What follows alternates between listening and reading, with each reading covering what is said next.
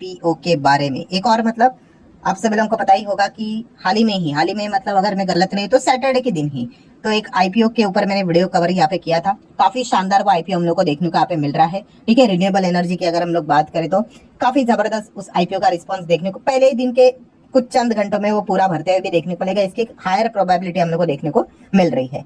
सो वैसे अगर हम लोग बात करें दोस्तों तो एक और आईपीओ हम लोग को बाजार में आते हुए देखने को यहाँ पे मिल रहा है और उसी से रिलेटेड हम लोग बातचीत करने वाले। सो फिलहाल आप देख सकते हैं दोस्तों, मार्केट की अगर हम लोग बात करें तो एकदम ही अच्छा परफॉर्मेंस दे रहा है और ऐसे ही पॉजिटिव माहौल में आईपीओ लाने का विचार यहाँ पे किया जाता है। अभी कल के दिन की बात करें तो आपको पता भी है कि मैंने एक वीडियो कवर किया था जहाँ पे रिलायंस इंडस्ट्री की हम लोग को एजीएम भी देखने को मिलने वाली है। वहां पे भी पॉसिबिलिटी बोली जा रही है कि जियो या फिर रिटेल का आईपीओ आ सकता है करके। ऐसे माहौल में आईपीओ लाना ये तो काफी पॉजिटिव चीज यहाँ पे हो सकती है। एनीवेज, तो यहाँ पे तो हम लोग कोई उनके आईपीओ की बात नहीं करेंगे, तो किस कंपनी की बात होने वाली है?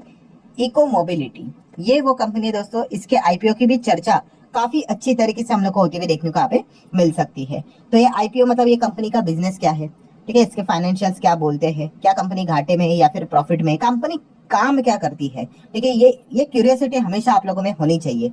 ठीक है, जैसे मैं हमेशा कहता हूँ कि आपको पता ही है मार्केट में जो सक्सेस रेशो है 90% हम लोग को फेलियर देखने को मिल जाता है, 10% के आसपास सक्सेस रेशो रहेगा रफली भी अगर हम लोग पकड़ कर चले तो। ठीक है, इससे भी कम रहता है। सो यहाँ पे 10% में आना है आपको, तो आपका विचार हमेशा कंपनी का बिजनेस क्या है, कंपनी काम क्या करती है, क्लाइंट्स क्या है इनके, ठीक है, अर्निंग्स कहाँ से आती है, इसके ऊपर ज्यादा होना चाहिए। बाकी सारी चीजें तो हम लोग को देखने को मिलती रहती है। सो चलिए हम लोग वहीं से शुरुआत यहाँ पे कर रहे थे, मतलब सारी चीजों को कवर करेंगे कि लेटेस्ट ग्रे मार्केट प्रीमियम क्या चल रहा है पब्लिक डोमेन के हिसाब से, ठीक है, लॉन्ग टर्म के लिए क्या विचार करना चाहिए कि नहीं करना चाहिए, सारी चीजों को कवर करेंगे। So let's start with the companies पूरा name. So Ecos India Mobility and Hospitality Limited, ये है इस कंपनी का पूरा नाम। ठीक है, सो वैसे नाम देखकर एक अंदाजा आ ही जाता है कि कंपनी का काम क्या है करके। 1996 में कंपनी यहाँ पे जस्ट स्टार्ट यहाँ पे हुई थी, मतलब हम कह सकते हैं 30-35 साल के बीच में ही यहाँ पे बिजनेस अभी तक कंपनी ने यहाँ पे किया है। सो कंपनी की अगर हम लोग यहाँ पे बात करें तो बेसिक बिजनेस क्या है कंपनी का, तो आप चेक कर सकते हैं, chauffeur driven car rental service provider in India. मतलब आसान में भाषा में अगर मैं बोल दूं, ठीक है, तो आपको ड्राइवर के साथ यहाँ पे गाड़ी मिलेगी रेंट के हिसाब से। ठीक है, ये इस कंपनी का बिजनेस हम लोग को देखने को मिल जाता है। सो आप देख सकते हो अगेन यहाँ पे लिखा है company primary business is to provide chauffeur car rentals, CCR यहाँ पे बोलते हैं, एंड एम्प्लॉय ट्रांसपोर्टेशन सर्विसेज। ठीक है, ईटीएस की अगर हम लोग बात करें, ठीक है, तो यहाँ पे कंपनीज के जो एम्प्लॉयज यहाँ पे रहते हैं उनको पिक एंड ड्रॉप जैसी अगर हम लोग बात करें तो उस प्रकार का भी बिजनेस ये कंपनी करते हुए देखने को यहाँ पे मिल जाती है। सो यूजुअली हम कह सकते हैं ये जो सारी चीजें हम लोग को देखने को मिल जाती है इस कंपनी की। अगर हम लोग बात करें, अगर आप इतना बड़ा बिजनेस करो जैसे कि आईपीओ वीपीओ लाने की बात करें तो डेफिनेटली प्राइम कस्टमर इनके होने के चांसेस काफी ज्यादा यहाँ पे होंगे। देन अगर हम लोग बात करें तो आप देख सकते हो कंपनी क्या यहाँ पे काम कर रहे हैं, तो ये जो अपने सर्विसेज है काफी सारे कॉर्पोरेट क्लाइंट्स को ऑफर करते हैं। बड़े बड़े क्लाइंट्स आपको देखने को मिलेंगे, माइट भी शेयर बाजार में भी जो कंपनियां देखने को मिल जाते हैं वो भी इनके क्लाइंट्स जरूर यहाँ पे होंगे। आप देख सकते हैं including Fortune 500 companies in India. So ये भी नाम उन्होंने बोल के रखा है, मतलब बड़े कंपनीज हैं, ये भी वो बार बार हाईलाइट करने की कोशिश कर रहे हैं। आई होप उन्होंने क्लाइंट्स दिया होगा तो हम लोग आगे कवर कर लेंगे। देन अगर हम लोग बात करेंगे और क्या क्या बातें उन्होंने बताई है, तो इनका प्रेजेंस है थ्रू आउट द इंडिया, पूरे इंडिया में देखने को मिल जाता है। ठीक है भाई। देन ऑपरेशंस की बात करें तो 109 सिटीज में देखने को मिल जाती है। उसमें अगर देखा गया तो उनके खुद के व्हीकल्स देखने को मिल रहे हैं एंड वेंडर्स भी देखने को यहाँ पे मिल जाते हैं। फिलहाल हम कह सकते हैं 21 स्टेट में देखने को मिल रहे हैं एंड 4 यूनियन टेरिटरीज में भी कंपनी का बिजनेस हम लोग को फैला हुआ फिलहाल तो देखने को यहाँ पे मिल चुका है। तो अच्छा खासा डाइवर्स करके उन्होंने रखा हुआ है, नो डाउट और भी एक्सपेंशन करने की बात है। बट फिलहाल जैसे मैंने आप लोगों को कहा कि प्राइम बिजनेस है तो प्राइम क्लाइंट्स यहाँ पे रहेंगे, प्लस उसी के साथ साथ हम ये भी कह सकते हैं कि जो मेट्रोपॉलिटन सिटीज जो रहती है हमारे भारत देश की, वहां पे इनका प्रेजेंस होने के चांसेस काफी ज्यादा हो सकते हैं। एक बेसिक अंडरस्टैंडिंग आप इनके बिजनेस से ले सकते हो। फिलहाल अगर हम लोग यहाँ पे बात करें तो उन्होंने यहाँ पे डेटा बताया कि लगभग 1100 ऑर्गेनाइजेशन जो हमारे भारत देश में है, ठीक है, वहां से सारा बिजनेस इनका सर्व होते हुए देखने को यहाँ पे मिल चुका है। रिक्रूटमेंट्स की भी अगर हम लोग बात करें तो ये सारी चीजें उन्होंने कंडक्ट करके रखी हुई है। ठीक है, फिजिकल 24 के हिसाब से। देन आ जाते हैं यहाँ पे आप देख सकते हैं सेल्फ ड्रिवन कार की बात करें तो दिल्ली, बेंगलुरु, गुरुग्राम की बात करें, मुंबई की बात करें, तो जैसे आपको बताया था मेट्रोपॉलिटन सिटीज में हम लोग को सारी चीजें ज्यादा देखने को मिल रही है। ठीक है, आगे बढ़ लेते हैं। इन्होंने डेटा दिया है कि कितने ट्रिप्स कंप्लीट किए हैं, नंबरिंग्स प्रोवाइड यहाँ पे की है, एवरेज परफॉर्मेंस इन्होंने यहाँ पे दिया है पर डे के हिसाब से, सीसीआर एंड ईटीएस के हिसाब से। ठीक है, आप चाहो तो उसको भी गो थ्रू कर सकते हो। देन कंपनी की अगर हम लोग काफिले की बात करें तो 12,000 गाड़ियां इनके पास देखने को यहाँ पे मिल रही है, जिसमें आपको अलग अलग वेरिएंट देखने को मिल जाते हैं, जैसे कि इकोनॉमिक क्लास भी है, लग्जरी गाड़ियां भी हैं, मिनी वैन्स भी देखने को यहाँ पे मिल जाते हैं, अलग अलग स्पेशलिटी वैन्स भी देखने को मिल जाते हैं, लगेज वैन्स भी यहाँ पे देखने को यहाँ पे मिल रहे हैं, विंटेज कार भी हम लोग को देखने को यहाँ पे मिल रहे हैं। सो जिस प्रकार का यहाँ पे डिमांड आएगा उस हिसाब से सप्लाई करते हुए देखने को यहाँ पे मिल जाएंगे। ठीक है, देन अगर हम लोग आगे बढ़ेंगे अच्छा होगा। चलो यहाँ पे कंपनी ने खुद ही से यहाँ पे बता दिए इनके क्लाइंट्स क्या है करके। सो क्लाइंट की बात करें तो इंडिगो, ठीक है, एयरलाइन वाली कंपनी आपको पता ही है। Then HCL corporation private limited की बात करें तो ये भी कंपनी, अभी तो लिस्ट तो काफी बड़ी है। देन डेलॉइट, इतना बड़ा नाम है, ठीक है, आगे और कुछ बोलने की जरूरत यहाँ पे है नहीं। देन उसी के साथ साथ अर्बन कंपनी की अगर हम लोग बात करें, मतलब वही अर्बन क्लैप की बात करें तो भी देखा गया तो इन्हीं के साथ टाइप है इनका। इंडसइंड बैंक की अगर बात करें, एक और शेयर मार्केट में जुड़ी हुई कंपनी है, ठीक है। देन अगर हम लोग यहाँ पे और आगे यहाँ पे बढ़ेंगे तो आपको बहुत सारे HDFC लाइफ इंश्योरेंस कंपनी ये भी देखने को यहाँ पे मिल रही है। देन थॉमस कुक भी है, ये भी शेयर बाजार में है, HDFC लाइफ भी है, वो तो निफ्टी फिफ्टी में है।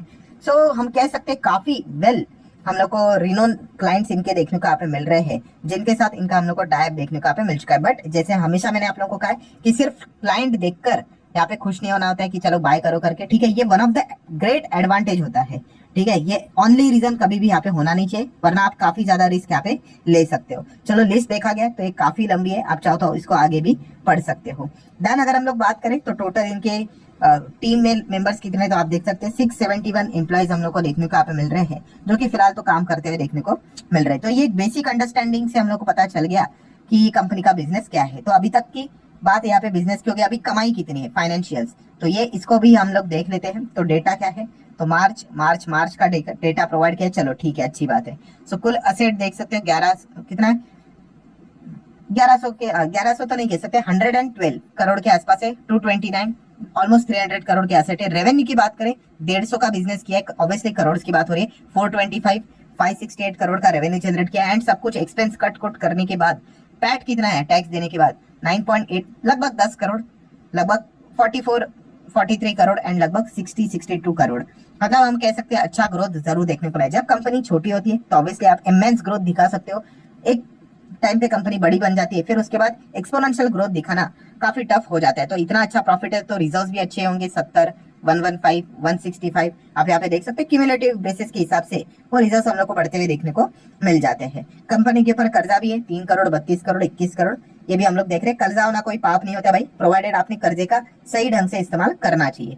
की परफॉर्मेंस इंडिकेटर की अगर हम बात करें उसमें सबसे पहले कंपनी का मार्केट कैप है 2000 करोड़, मतलब ये एक स्मॉल कैप कंपनी देखने को मिल रहा है। स्मॉल कैप बोल दिया मतलब यस काफी वॉलेटाइल रहेगा, ये बैक ऑफ द माइंड, ये पॉइंट हम लोगों के बाय डिफॉल्ट सबकॉन्शियस माइंड में चला जा ही जाता है। अभी तक जिस प्रकार से परफॉर्मेंस दिखा है, प्रॉफिट से ही पता चल गया, कंपनी का ROE, ROC, डेब्ट टू इक्विटी रेशियो काफी अच्छा हम लोग को देखने को यहाँ पे मिल चुका है। पैट मार्जिन भी ठीक हम लोग को देखने को यहाँ पे मिल रहा है। भाई IPO क्यों लेकर आ रहे हो, तो उसका रीजन बताओ, ऑब्जेक्टिव्स बताओ। तो चलिए पढ़ लेते क्या बोला है उन्होंने, लंबा चौड़ा भाषण है। Company not directly receive any proceed, अच्छा, एंड ऑफर मतलब बेसिकली आप ऐसे ही बोल दो ना कि OFS लेकर ही आ रहे करके, कंपनी को कुछ नहीं मिलेगा। मतलब कंपनी के जो एग्जिस्टिंग प्रमोटर है, एग्जिस्टिंग शेयर होल्डर है, वो अपना स्टेक बेच रहे हैं एंड ये IPO लेकर यहाँ पे मतलब OFS लेकर यहाँ पे आ रहे हैं। चलो ठीक है, बाकी फटाफट अभी डिटेल्स कवर यहाँ पे कर लेते हैं। क्या है, 28 अगस्त को ओपन होगा, 30 को क्लोज होगा, ठीक है। फेस वैल्यू 2 का है, मतलब भविष्य में एक बार स्प्लिट हो सकता है। प्राइस बैंड 318 से लेके 334 तक रहता है, बट यूजुअली लोग कट ऑफ के लिए जाते हैं। लॉट साइज 44 का है। टोटल इशू कितना है, लगभग 600 करोड़ के आसपास। ऐसा आप देख सकते हैं जैसे उन्होंने ऑब्जेक्टिव में स्पष्ट किया था। बुक बिल्डिंग है, NSE BSE है। काफी लोग बोलते हैं सर ये बुक बिल्डिंग क्या होता है, ये जो 2 प्राइस बैंड देखे ना आपने 318 और 334, इसी को बुक बिल्डिंग कहते हैं, ठीक है। इतना ज्यादा कुछ इंपॉर्टेंट नहीं भाई, थियरी के लिए, ठीक है। रिजर्वेशन की बात करें तो रिजर्वेशन वैसे ही QIB के लिए 50% कोटा, रिटेल के लिए 35, HNI के लिए बात करें तो 15%। अभी तो ये तो आप लोगों को पता चल ही गया होगा। देन शेड्यूल की बात करें, अगेन 28 को ओपन, 30 को क्लोज होगा।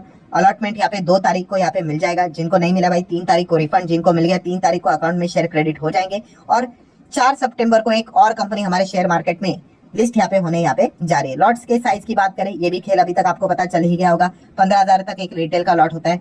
फिर उसके बाद अगर हम लोग बात करें, ऑब्वियसली आप 2 लाख के हिसाब से भी जा सकते हैं, बट जिस हिसाब से IPO है ओवर सब्सक्राइब हो गया तो आपको पता है मिनिमम वाला ही चीजें आप लोगों को यहाँ पे मिल जाती है। बिग एचएनए की बात करें तो 10 लाख का रहता है, बट यहाँ पे भी जैसे मैंने कहा कि अगर आप 10 लाख के लिए अप्लाई करते हो एंड अगर ओवर सब्सक्राइब हो जाता है एंड अगर आपका नाम भी आ जाता है, स्टिल आपको यहाँ पे स्मॉल एचएनए मतलब 2 लाख के आसपास का लॉट यहाँ पे मिल जाएगा। ये पॉइंट आप लोगों को पता होना चाहिए। प्रमोटर होल्डिंग की बात करें, एक अच्छा पॉइंट है कि 97% के आसपास प्रमोटर के पास आईपीओ लाने से पहले की होल्डिंग देखने को मिले, जो कि आईपीओ लाने के बाद 67 हो जाएगी। तो चलिए ये एक अच्छा बात देखने को यहाँ पे मिल रहा है, मतलब प्रमोटर के पास काफी माल यहाँ पे रहेगा, मतलब आगे भी वो कंपनी को सोच समझ कर चलाएंगे।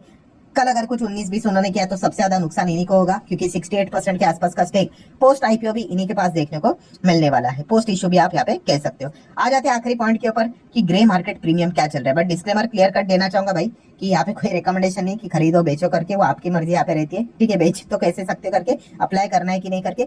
एंड जो भी जीएमपी के हम लोग बात करते हैं ग्रे मार्केट प्रीमियम, ठीक है, पब्लिक डोमेन में अवेलेबल रहता है, अलग अलग वेबसाइट के ऊपर आप जाकर देख सकते हो। बट ये चीजें चेंज होती रहती है, इसकी कोई गारंटी नहीं होती है। ओला का आईपीओ आपने देखा होगा, उसका जीएमपी माइनस में था, बट जब वो लिस्ट हुआ एकदम धमाकेदार लिस्ट हुआ, उसके बाद सर्किट भी लग गया। तो एक अनुमान होता है, ये कोई गारंटी नहीं होती है, आपको पता होना चाहिए। बट फिर भी चलो चेक कर ही लेते हैं क्या चल रहा है कंपनी का जीएमपी। तो जीएमपी अच्छा नजर आ रहा है 45 के आसपास, 45%। सो खास करके ऐसे काफी सारे लोग देखने को मिल जाते हैं जो जीएमपी को देखकर निवेश करने वाले होते हैं। एंड जब जब देखा गया जिस कंपनी का जीएमपी काफी हेल्दी देखने को मिल जाता है, हेल्दी मतलब अगर 10-12% के आसपास होगा तो इतना हेल्दी नहीं माना जाता है, क्योंकि वो कभी भी बाजार में 19-20 हुआ तो डिस्काउंट के ऊपर लिस्ट का खतरा रहता है। अभी 50 के आसपास है, मतलब अगर कल कुछ मार्केट में भी 19-20 हुआ देन माइट भी डिस्काउंट के ऊपर लिस्ट होने के चांसेस, खतरा थोड़ा कम हो जाता है। तो इसलिए हम कह सकते हैं कि इस आईपीओ में जैसे मैंने कहा कि जैसे फर्स्ट दिन कुछ ही चंद घंटों में ये भी आईपीओ पूरा भर जाए, ऐसी भी अगर खबर आ गई तो भी कोई शॉक करने की जरूरत यहाँ पे नहीं है। अच्छा रिस्पॉन्स हम लोग को देखने को यहाँ पे मिल सकता है। तो सारे पॉइंट्स यहाँ पे मैंने कवर कर लिए, बिजनेस से लेकर सारी चीजों को। तो वीडियो हेल्पफुल लगा होगा तो चाहो तो आप थम्स अप दे सकते हो, लाइक एंड शेयर कर सकते हैं। मिलते हैं अगले वीडियो में, तब तक के लिए बाय बाय।